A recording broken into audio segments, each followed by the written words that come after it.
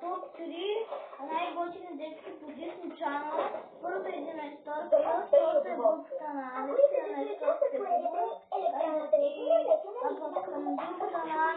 Не обяснявай. И толкова и музикално.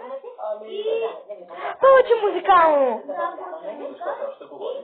Аз съм по средата, семейно детство. Той е до някъде. Аз съм по средата и село не е едно и също. Да, сега песните.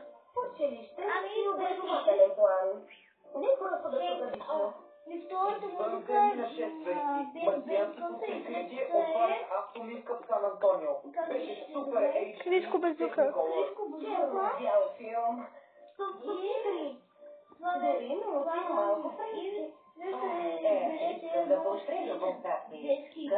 А, Бенг Бенг късе на кой е?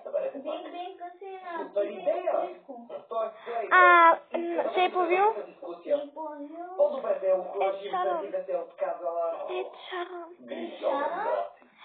Добре, сега следва бонуса. 5 песни.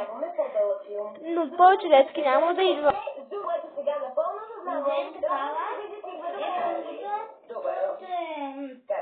Криско просто. И направихме го, за да не трябва Ели да ходи в пансион. Знам, че и тази да я различи. Вярваш или не, не е заради теб. Криско още е добър, да. Голям процент от населението. Тогава защо я правиш това? Освободите място в последния момент и Че не го ли казал май? свидетел на най-голямото престъпление срещу театъра. Че да го познахме. Причелиш. Откъде спечели от пансиона? Защо? Знаеш, че блокирахме.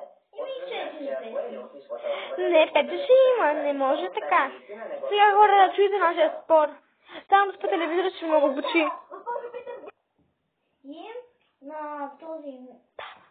На Дара, какво не чу? Добре, хора, сега се отбавете малко надолу и сложите един лайк. До други срещи! Не само един, много повече и се абонирайте да ми следете клиповете. Те са най-яките на света. До нови срещи!